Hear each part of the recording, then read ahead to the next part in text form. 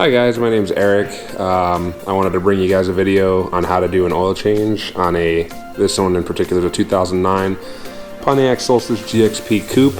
I actually own two, not two coupes, but I own a 07 base model Pontiac Solstice with the 2.4, and then behind me I have a 2009 GXP Coupe with the 2-liter turbocharged engine.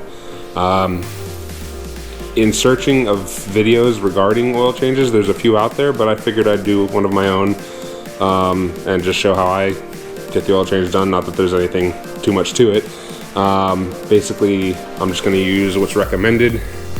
Here I have a AC Delco oil filter, and this one actually comes with the cap and the O-ring and the filter, obviously.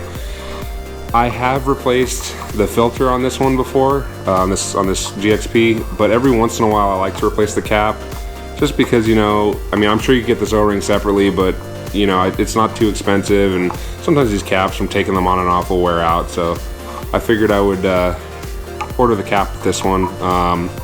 So yeah, so that's just the oil filter that I'm going to be installing, and then of course we have your typical Mobil 1 5W30 that's recommended by the factory for this vehicle. I use it on both. I know the GXP recommends this only, and the non-turbo 2.4 I guess doesn't really recommend synthetic. Well, you can put whatever you want in it, but for me, I run Mobil 1 in both cars. Some people hate it, some people are fine with it. So yeah, so I figured I'd bring you along and show you what's involved. All right, let's get started. Alrighty guys, I figured I'd give you a little overview of the car.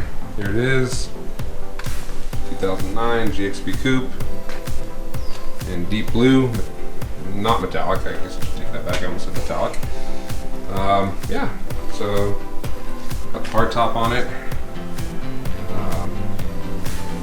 Yeah, it's a good looking car, we enjoy it. This car is really low, so it's very hard to get the front end up off the ground. So what I like to do is I just use this piece of wood here, and I come down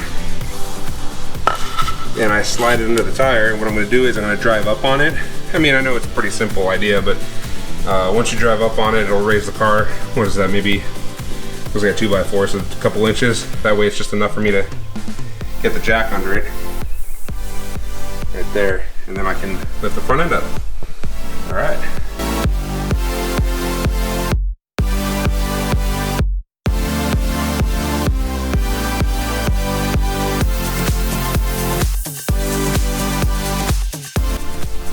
Alright, we now have the car off the ground. That was pretty easy. Straightforward. Now this is not where the factory recommends to put the jack stands. Let me get some light in here. It's just kind of where I put them. It is on the frame, so I mean, you could call it a subframe, but it's welded to the actual frame. So I have it there, one there, and then one equally spaced that direction. Gives me enough room to do an oil change. It's really all you need. One other thing, when you lift the front end of the car, because it is a rear-wheel drive, which I'm sure most of you know, what I always do is, obviously the car's in park, and we have the e-brake set, and then I always block the wheels just as an extra safety precaution. And if you do take a wheel off, another thing that's not a bad idea is just throw the wheel under the car. I mean, if the car ever does come down, better come down on the rim and tire other than yourself. So, alright. So what we're going to do next is, with the hood here. Okay. I always yank this cover off, just because it just gives me more room to work. And just get it out of the way. Yeah, you can just set it over here.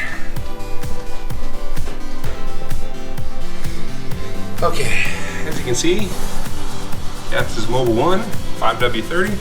I always start by taking that off and leave it somewhere where you're not going to forget. So obviously right here, it wouldn't be great to close the hood on it, but honestly it's probably better than leaving your oil cap off. So that's what I like to do. And then on top of that, just so I know to check the level and create more opening to the engine to let the oil drain faster, I pull the dipstick out and just leave it hanging out like that. Not a bad idea. It's like, you know, a straw with fluid in it. You open up different areas. It'll help the oil drain quicker, and maybe you'll get more out of the system. So, all right, let's go down below. All right, here we are under the car. Got the oil pan sitting right there. Here's the oil drain pan.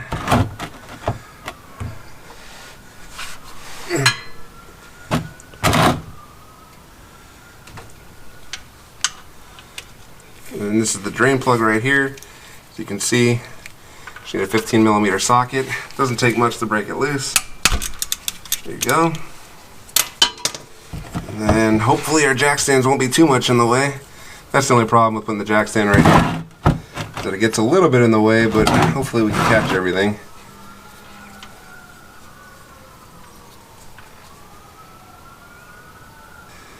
There you go. It barely catches it, but it does.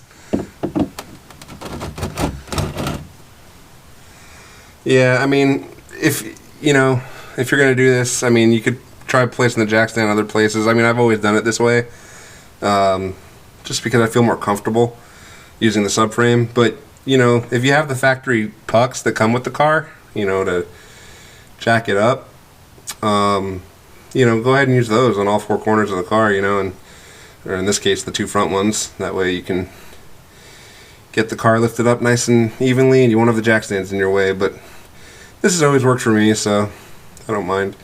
As you can see, the drain plug has a little rubber washer on it right here. I don't know if you can see that. So just make sure, I mean, you can change these. Chevy does sell these. I just changed this on the last oil change. So I mean, I'm not going to change it now. If you want to change it every oil change, you can. Just make sure you ask for it, because it does not come with the oil filter. But just make sure it's pressed down, and then just install it back in, and yeah, that's it. When you do your oil changes, it's recommended 1 year, 5,000 miles. We don't really drive this car 5,000 miles every year.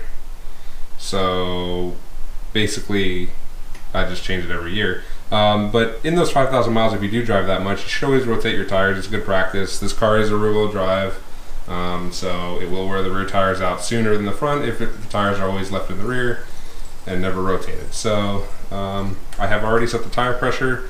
The factory rates this car at 29 PSI cold tire pressure. You can find your tire pressures right here in your door jamb. 29 PSI cold, front and rear. Basically, tire pressure can fluctuate about 2 to 3 PSI, sometimes 4, based on temperature. The hotter the tire gets, the more the pressure will go up. So that's why they say 29 dead cold, like sitting overnight basically. Rule of thumb for me, I just set my tires at 34 PSI. That's just what I like. You can do whatever you want, but like I said, I've already set the tire pressures on this car, so I'm just going to go ahead and rotate them. I have all 4 tires off the ground, jack stands at all 4 corners, safety first, and yeah, here we go.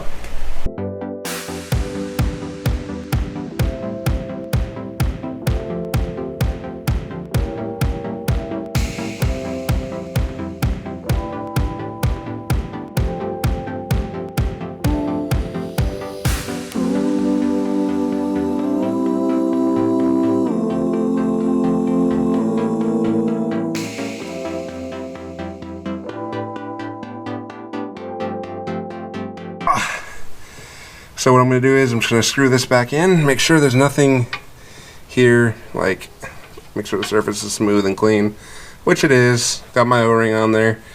So now I'm just going to screw this guy back in here.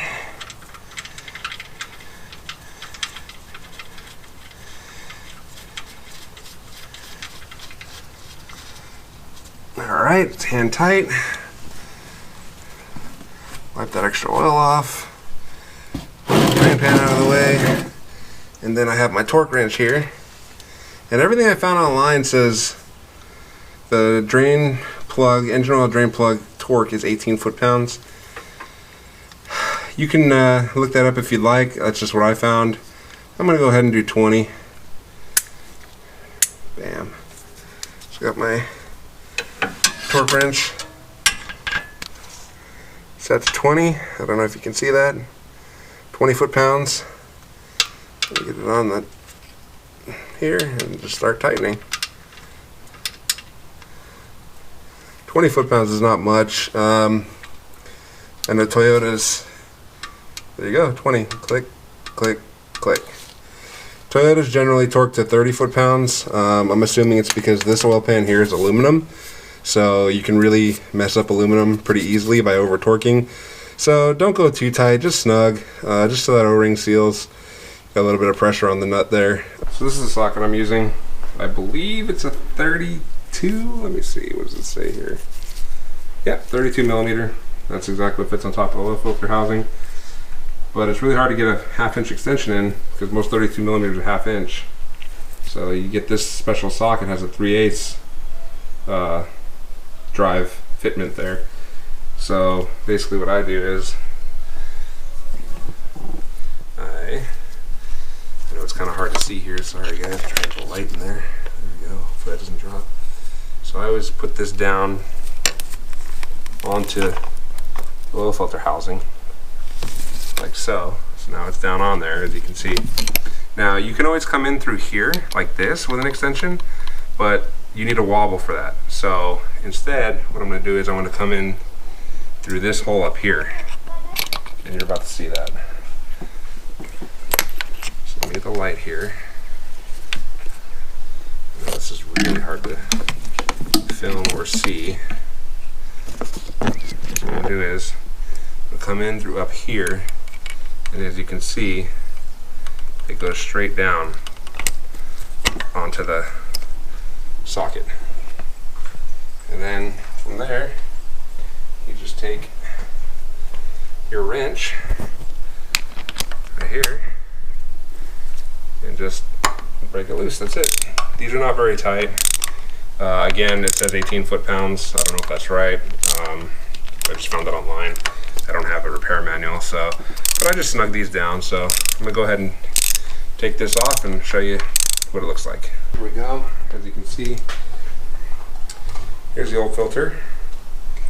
Looks fine. Looks good. Normal. Nothing to write home about. So now we have the new filter, like I showed earlier.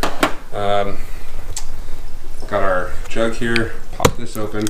I always remove this piece as much as I can, because if this ever falls in your engine, this like seal here, it'll definitely cause some issues. So make sure you remove this and get it as much out of the way as possible. And then I like to take a little bit of oil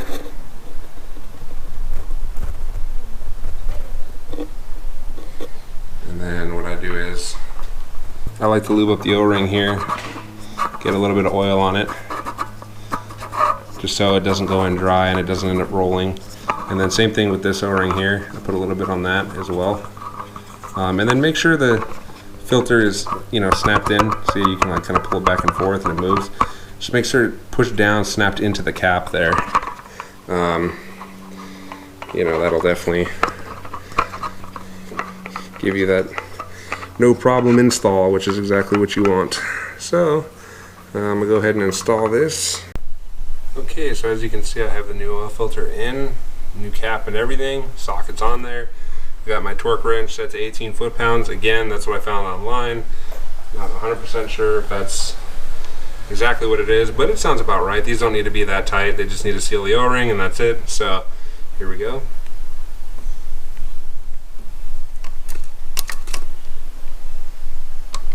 That's it. 1, 2, 3, tight. Now 18 foot-pounds definitely seems plenty for that. I wouldn't go any more than that. That's just, I mean, like I said, those things don't need to be that tight.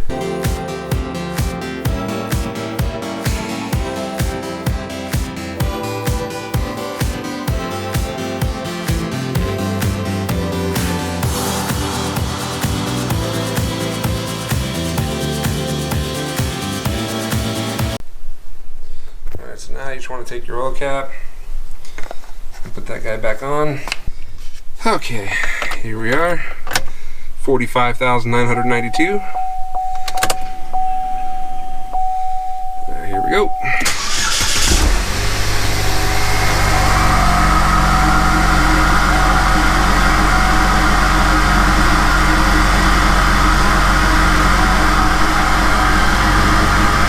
I got a tire light, I gotta fix that sensor.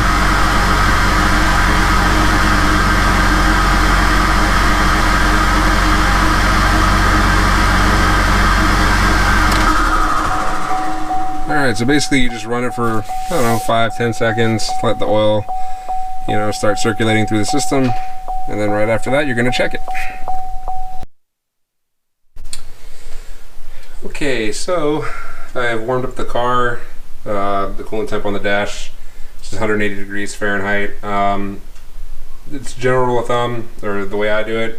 I get the car to full operating temperature, and then I turn it off, and I let it sit for about maybe a minute or so, a couple minutes, and then I check the oil level. So I guess maybe I let this drain a little bit too long doing that tire rotation, but as you can see, I can just stick it down in here, leave it in there for a second, and pull it back out. And as we can see here, my hand would stop shaking. It's hard to see. It's like the third line up. So yeah, so we're probably needing about another, well, maybe almost a quarter of a quart. I'm not too worried about it. I'll get another quart from the auto parts store, the mobile one. But yeah, I think I just let it sit too long. But honestly, if you just dump your oil and then, you know, real quick, put the plug back in when it gets down to a small stream, and then fill it back up, it roughly takes 5 quarts. Online it said 5 quarts. So, but like I said, this is just shy of it. Like I said, I'm the third line up, so I'm basically 1 notch away from the hash marks on the top of the dipstick. So, I mean, it's safe enough to drive. So I'll get another quart of oil, and we'll just top that right off. But after that, just make sure that's in there tight. Oil cap is tight, and then put your engine cover back on. It just pushes onto these nubs right here. It's pretty easy. There's just some rubber plugs on the bottom of it, and you just push right onto here. I always lube them up with a little bit of silicone so they just slip right on and off. And after that, just enjoy your car.